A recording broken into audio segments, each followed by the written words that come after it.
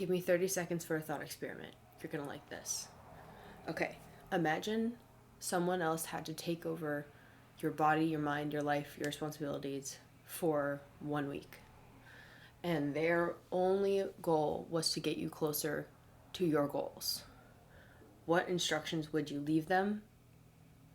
And what would they be shocked to find out that you've been doing that you didn't leave on the instructions? 30 seconds exactly. There we go. Welcome back to Strawberry of the Day, a podcast where we talk about radical empathy, self-development, self-compassion, and lots of thought experiments, lots of reframes over here. I was thinking about this. I was watching a Struthless video, super awesome channel, I'll link them down below. And I was thinking about this reframe, like, oh my God, if I had to write down what I wanted them to do, this other hypothetical person who's taking over my body, why am I not doing those things? What is it that is keeping me from doing those things? What is the resistance that is keeping me from stepping into the person who takes action toward achieving my goals and doesn't just think about them? Think really, really hard about them, because thinking about your goals will not get you anywhere closer to them. Apparently, it sucks to realize that. But if this person were to get your instructions and you'd say, okay, well, for my health goals, you need to eat this, move this way, and here's the who, what, where, when, how of my health goals, my career goals, my family goals, friends goals. What would you not include on that list? What would you feel like would be embarrassing? I don't know. I think recently I've been avoiding texting people back, and I think I would put on that list to, as part of my goal, would be to nurture relationships with my family and friends, and that would be to respond to texts. And it kind of made me question, like, why have I not been doing that recently? And I don't know, all of this has brought me to a realization, a little 4-word realization that, who knows, maybe one day I'll get tattooed, because I love to tattoo my 4-letter acronym realizations on my body. Light tomorrow with today. Light tomorrow with today. Take the actions today that you know that by tomorrow you will have wanted to have done in order to get you a step closer to your goal, your dream, whatever you're trying to manifest, bring into this world. Light tomorrow with today. I think what I'm gonna do. This is real time creativity, Barrett brain processing. I think I'm going to scrapbook my vision boards and vision board stuff onto a lampshade, and then so that when you turn it on, it shines the light through all my vision boards and stuff. I think that would be. I'm looking at my lamp that I thrifted with my friend Kristen. We got these matching lamps, and then we couldn't find shades that suited them well, so I need to get a lampshade for it anyway. But yeah, I want to talk about lighting tomorrow with today, and being the kind of person that would live out the actions that you set for the hypothetical alien who is taking over your body. I don't know, I'm saying hypothetical, whatever. But it's so frustrating. It can be so frustrating and so humbling to realize that the sum of your days actually is all you get.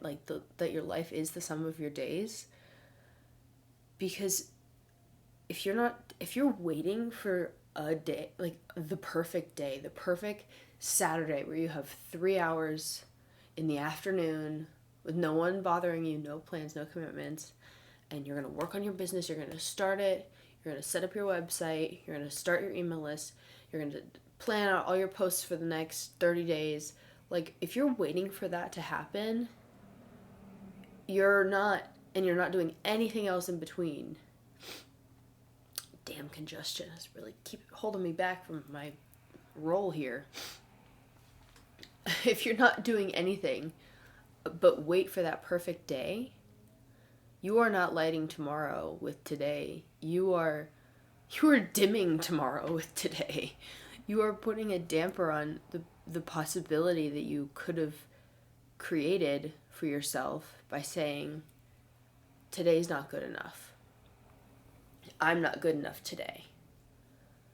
And so if you had to leave this list for a person, now I want to make this list now. Like, I want to actually go a step further and write out my instructions for my body takeover. But it's humbling, and it can make you feel, it made me feel like kind of lame, like kind of directionless. I think there's a balance, though, that there is to be had with lighting tomorrow with today, with taking deliberate action today, but also knowing that you can only do so much in one day, and that what you can do in one day is enough. But it's only enough if you do it every day. So the consistency is more important than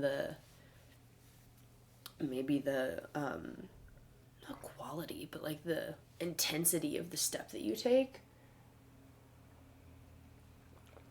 The consistency of how many steps you take each day.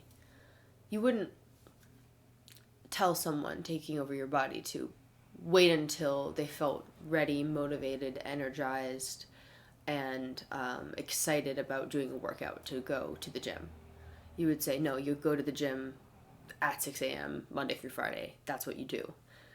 And I think leading yourself, knowing yourself well enough to be able to lead yourself, that's another 4-letter acronym that I really like. I think I might have mentioned that on here, know yourself to lead yourself. I think that knowing that you're more likely to negotiate with yourself and try to wait until you have that perfect amount of energy for XYZ task that's getting you closer toward XYZ goal. If you know yourself enough that you can anticipate that move that you're going to make, lead yourself in the other direction this week. This week, I want you to make that list and lead yourself like you would lead the ideal you, not creating a plan that is dependent on perfect scenarios, but a plan that prioritizes consistent drops in the bucket of work towards your goal, no matter what happens. Stuff that it can be accomplished no matter what happens in the outside world. So, input goals, you might want to call it input goals versus output goals. But this week, take control of yourself, know yourself to lead yourself, and light tomorrow with today by designing a week that is intentional and practical and also something that you're capable of, but design it as if you were giving it to someone else, so that you kind of are forced to reflect on what you wouldn't want to have someone else do, because it wouldn't make sense. It would detract from your goals, or it would, the things we all do that self-sabotage us. You wouldn't tell them how to have a second cup of coffee when you know a second cup of coffee makes you jittery every single time. You wouldn't include that on your list, so don't include it this week. This week, I want you to light tomorrow with today.